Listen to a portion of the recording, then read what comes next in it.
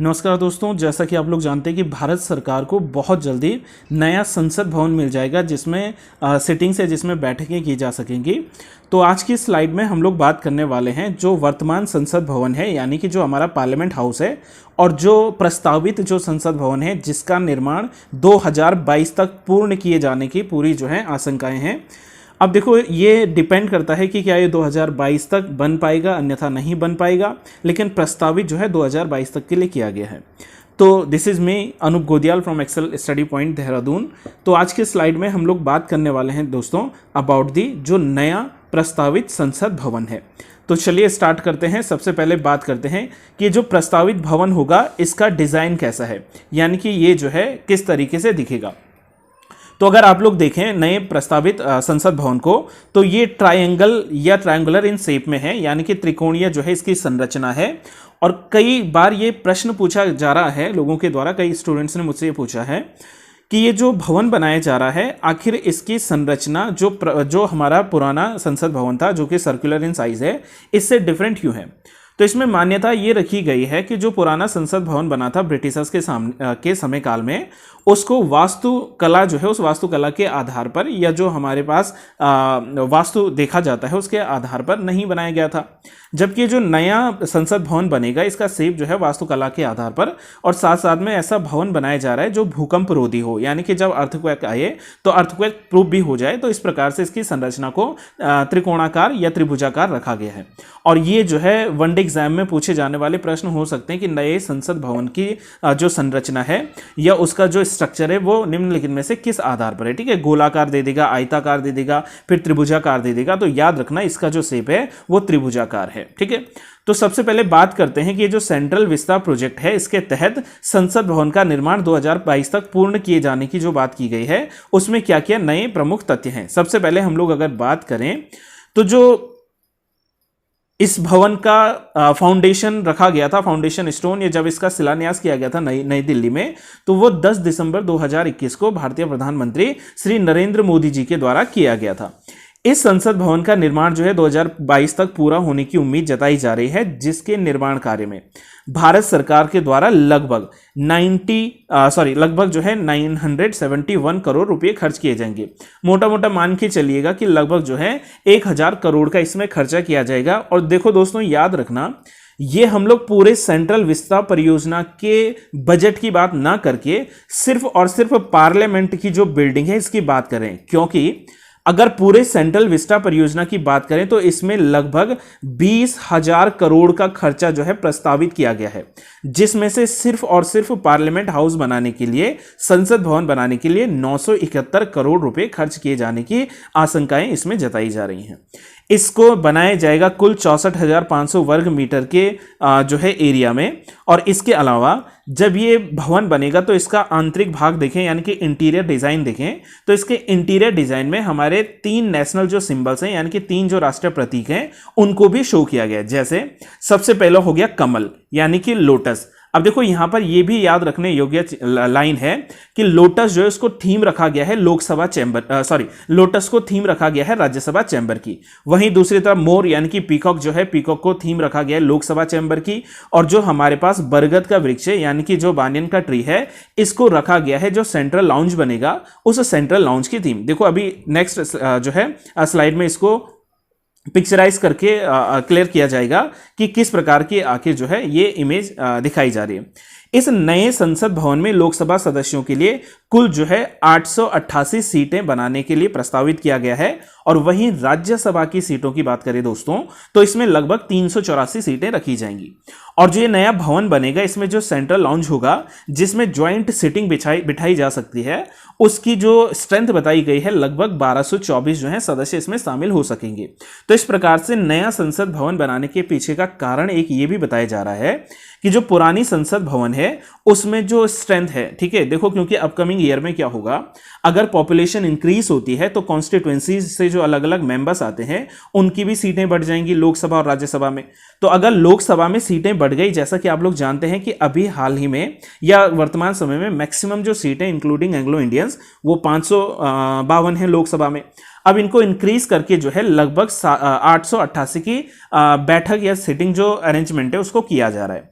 वहीं राज्यसभा में अभी हाल में तो आप लोग जानते हैं कि 200 जो है 50 सीटें हैं, इन फ्यूचर जो है 384 तक के सदस्यों के बैठने की इसमें जो है संभावनाएं व्यक्त की जा रही है। इस प्रकार से इसका स्ट्रक्चर बनाया जा रहा है। तो इट मींस कि ये प्रस्तावित इसलिए भी है क्योंकि जो सिटिंग अरेंजमेंट है वो पूरा हो सके। ठीक है, नेक्स्ट क्या है, किस प्रोजेक्ट का निर्माण किसके द्वारा किया जा रहा है। ठीक है, तो जब इस पे ठेका दिया गया था तो इस ठेका को जीतने का जो श्रेय गया था वो है Tata projects limited.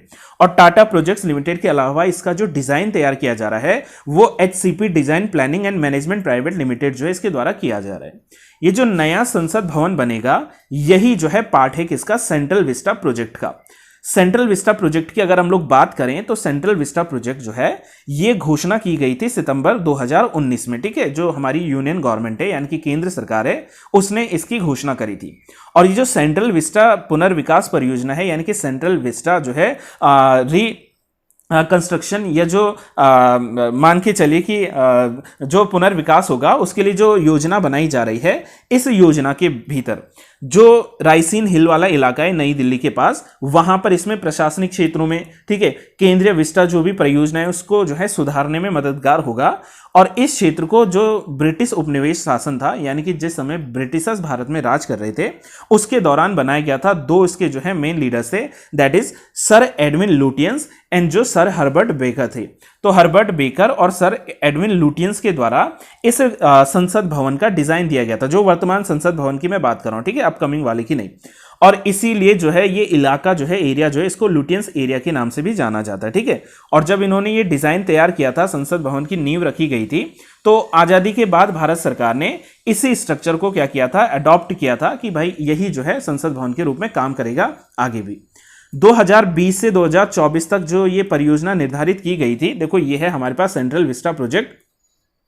Central Vista project की ये जो इमेज है टाइम्स ऑफ इंडिया न्यूज़पेपर का से मैंने ये लिया है। ठीक है, और इसमें देखो साफ साफ लिखा गया है कि एस्टिमेट जो प्रोजेक्ट है वो 20,000 करोड़ का जो है इसमें बताया गया है। इसके अलावा देखो इस प्लान के तहत किया क्या जाएगा कि राष्ट्रपति भवन और इंडिया गेट के बीच में जो 3 किलोमीटर लंबा जो रास्ता है जिसको राजपथ के नाम से जानते हैं, इसको रिकंस्ट्रक्ट किया जाएगा, है ना। ये रिकंस्ट्रक्शन प्रोग्राम है या रीडेवलपमेंट प्रोग्राम है। इसके अलावा जो नॉर्थ और साउथ ब्लॉक्स हैं, इन नॉर्थ और साउथ ब्लॉक्स को भी क्या किया जाएगा, रीडेवलप किया जाएगा। इसके अलावा जितने भी म्यूजियम्स हैं उन म्यूजियम्स में इनको परिवर्तित किया जाएगा। जितने भी मंत्री हैं यानी कि मिनिस्टर्स हैं, इनके नए नए क्या होंगे, केंद्रीय सचिवालय बनाए जाएंगे यानी कि न्यू जो है सेंट्रल सेक्रेटरीट बनाए जाएंगे। और इसके अलावा पीएमओ बिल्डिंग भी यहां पर बनाई जाएगी। भारत के उपराष्ट्रपति यानी कि वाइस प्रेसिडेंट और प्रधानमंत्री जी के लिए नए संसद के भीतर क्या बनाए जाएंगे, रेजिडेंस बनाए जाएंगे यानी कि आवास बनाए जाएंगे। तो ये जो परियोजना है इसी को सेंट्रल विस्टा परियोजना कहा जाता है। सेंट्रल विस्टा परियोजना देखिए यहां से मान के चलिए इंडिया गेट है, यहां से जो है प्रोग्राम स्टार्ट होगा और ये राजपथ के थ्रू, ये जो लास्ट में आपको बिल्डिंग दिख रही है, ये वाली बिल्डिंग, ये पार्लियामेंट की बिल्डिंग है।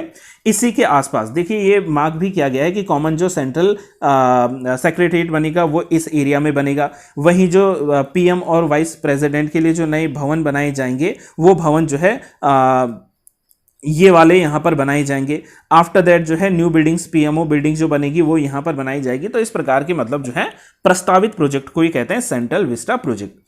अब अगर हम लोग वर्तमान जो हमारे पास संसद भवन है इसकी बात करें तो वर्तमान संसद भवन की नींव जो है 12 फरवरी 1921 को तत्कालीन जो वाइस रॉय थे लॉर्ड इरविन, इनके द्वारा रखा गया था और इसका निर्माण कार्य पूरा हुआ था कब, 18 जनवरी 1927 को। और इसी के बाद जो है लॉर्ड इरविन के द्वारा ही इस वर्तमान जो संसद भवन है इसका क्या किया गया था, शिलान्यास किया गया था। नेक्स्ट इंपॉर्टेंट लाइन ये है इसमें दोस्तों कि इसकी तुलना जो है पूरे विश्व में जो सर्वोत्तम विधान भवन, देखो विधान भवन का मतलब ही होता है लेजिस्लेटिव हाउसेज, तो इनमें की जाती है। जो भारतीय पार्लियामेंट है, इस भारतीय पार्लियामेंट की संकल्पना हमने ली है कहां से, 64 योगिनी मंदिर जो है। देखो गाइस स्लाइड के अंत में 64 योगिनी जो मंदिर है इस पर भी डिस्कशन किया जाएगा। एमपी जो है, एमपी में ये जगह पड़ती है 64 योगिनी मंदिर। देखो इसमें जो ये सर्कुलर स्ट्रक्चर दिख रहा है ये 64 योगिनी मंदिर का है और इसी 64 योगिनी मंदिर की तर्ज पर ही जो वर्तमान संसद भवन है उसको बनाया गया है। ये जो संसद भवन है वर्तमान, ये एक विशाल वृत्ताकार जो है भवन है, यानी कि सर्कुलर जो है हाउस है, जिसका व्यास अगर डायमीटर की बात करें तो लगभग 560 फुट है। और इसका जो ये घेरा है वर्तमान जो संसद भवन है वो लगभग 533 मीटर तक का बताया जा रहा है। 6 एकड़ की भूमि में जो है वर्तमान संसद भवन फैला हुआ है, जिसमें भवन के लगभग 12 दरवाजे और उन 5 में क्या है, द्वार मंडप भी बनाए गए हैं। पहली मंजिल पर जो है खुला बरामदा भी है, जो हल्के पीले रंग का बताया गया है, जिसमें लगभग 144 जो है अलग अलग प्रकार से स्तंभ यानी कि पिलर्स बनाए गए कतार में, यानी कि एक रो में, जिनकी प्रत्येक की ऊंचाई लगभग जो है 27 फुट बताई गई है। अब देखो ये वाले जो फैक्ट हैं ये शायद वनडे एग्जाम्स में पूछे जा सकते हैं, अन्यथा यूपीएससी में इतना आपसे नहीं पूछा जाएगा। देखिए ये हमारा वर्तमान संसद भवन है। वर्तमान संसद भवन में देखा जाए तो ये सर्कुलर जो है शेप में है। देखो ये ऐसा इस प्रकार से सर्कुलर शेप में, लेकिन अगर हम इसका एरियल व्यू देखें, यानी कि अगर हम लोग इसको ऊपर से देखें तो ये भवन आपको कुछ यूं दिखता हुआ नजर आएगा। ठीक है, देखिए ये जो भवन है ये इस प्रकार से आपको दिखता हुआ नजर आ रहा है कि ये इसका जो है अगर हम लोग इमेज देखें ऊपर से एरियल इमेज, तो इसमें देखो 3 अलग अलग चैम्बर्स बने। एक तो ये याद रखना, सेंटर में जो ये गुंबद वाला एरिया है, इस एरिया को सेंट्रल हॉल कहा जाता है। ठीक है, जिसमें जब भी ज्वाइंट सिटिंग बुलाई जाती है तो ज्वाइंट सिटिंग यहीं पर जो है बुलाई जाती है, लोकसभा और राज्यसभा की। इधर अगर ये वाला आप लोग देखें तो ये वाला जो है ये लोकसभा की बिल्डिंग है, यानी कि लोकसभा जो है यहाँ पर बिल पास करती है, लोकसभा की बैठकें होती हैं। ये जो बिल्डिंग आप देख रहे हैं ये राज्यसभा है, और ये वाली जो बिल्डिंग है यहाँ पर, ये बिल्डिंग है लाइब्रेरी। ठीक है, लाइब्रेरी हॉल होता है, और ये यहाँ पर जो है एक दूसरे से रास्ते कनेक्ट हुए हैं।